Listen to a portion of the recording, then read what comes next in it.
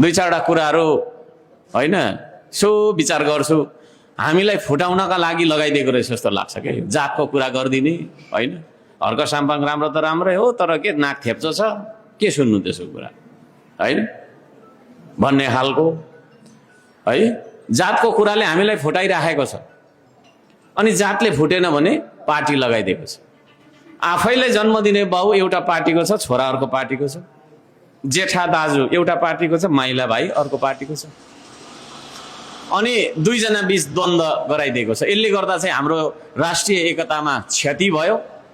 यसले गर्दाखेरि पनि हामीले गरी खान नसकेको भन्ने कन्क्लुजन हामीले निकाल्नुपर्छ है। यो कुरा सुनेर अब यो कुरा त राम्रो हो, हाम्रो धाउन्ने के छ, कहिले यो देशलाई छोडेर जाउँ, युकेतिर गएर बस्नु पा त, अमेरिका गएर बस्नु पा त, उतै उतै कता अस्ट्रेलिया कता त पिआर पाएर बस्नु पा त।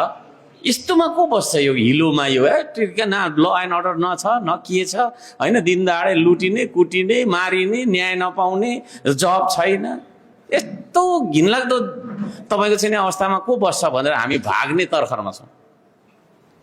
म तपाईँहरूलाई यो श्रम संस्कृतिको माध्यमबाट यो देशमै बस्ने मान्छे बनाउन चाहन्छु है। यो देशलाई नै पर्खेर बस्ने बनाउन चाहन्छु। यो त्यहाँसम्मको कुरा छ।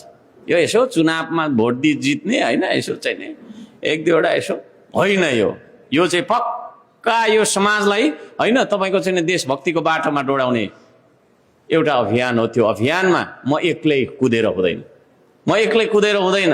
आदरणीय दाजुभाइ दिदीबहिनीहरू, तपाईँहरू पनि आउनुपर्छ, तर एक ठाउँमा आउने कि नआउने भन्ने चिज हो। त्यो आउनका लागि एउटा सूत्र त चाहियो, एउटा डोरी त चाहियो है। तपाईँ एउटा मोतीको दाना हुनुहुन्छ, पर बसिराख्नुहुन्छ, म पनि एउटा मोतीको दाना छु, माथि बसिरहेको छु।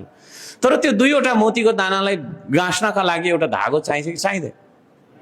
त्यो धागो हो श्रम संस्कृति पार्टी है। म तपाईँहरूलाई त्यो भन्न चाहन्छु। यो तपाईँको हो, यो हर्क साम्पाङको होइन। हर्क साम्पाङ म पनि चिन्दिनँ को हो हर्क साम्पाङ, को हर्क साम्पाङ है। जसले पनि हर्क साम्पाङ भन्या छ है, म जस्तो त लाग्दैन त्यो त। तर हर्क साम्पाङ भनेको एउटा आवाजको नाम हो क्या, जुन आवाजले तपाईँलाई बोलाइराखेको छ, तपाईँलाई जगाउन चाहिराखेको छ। अब त्यो आवाजलाई तपाईँले सुन्ने कि नसुन्ने भन्ने कुरा हो है। ठुलो कुरा गरे यस्तै नाथे कति सुनेको, मलाई पनि आउँछ 5 घन्टा बोल्छु भन्ने तपाईँलाई लाग्छ भने फेरि प्रगति हुनेवाला छैन।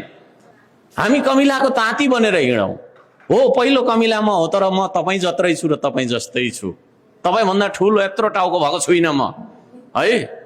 तपाईँभन्दा सानो पनि होइन, तपाईँभन्दा ठुलो पनि होइन। तपाईँ जत्रै कमिला हो, तपाईँ जस्तै कमिला हो। हामी एक लाइनमा हिँड्नुपर्छ। तितर बितर भएर हिँड्यौँ भने हामीले गन्तव्य पहिलाउन सक्दैनौँ। त्यही अलमलेर हाम्रो जीवन बितिराखेको छ। आजसम्म हाम्रो जीवन बितेकै त्यसरी हो। सबै मान्छे बाठो भइदिने होइन, ठिक छ, हामी सबै बाठै हो, तर एक ठाउँमा आएर देशको लागि काम गरौँ न, लाइनमा लागेर काम गरौँ न, यति भने हो मैले। यहाँ कोही मान्छे लाटा छ भने होइन मैले, तर काम चाहिँ सँगै गरौँ नि त भन्ने मात्रै हो।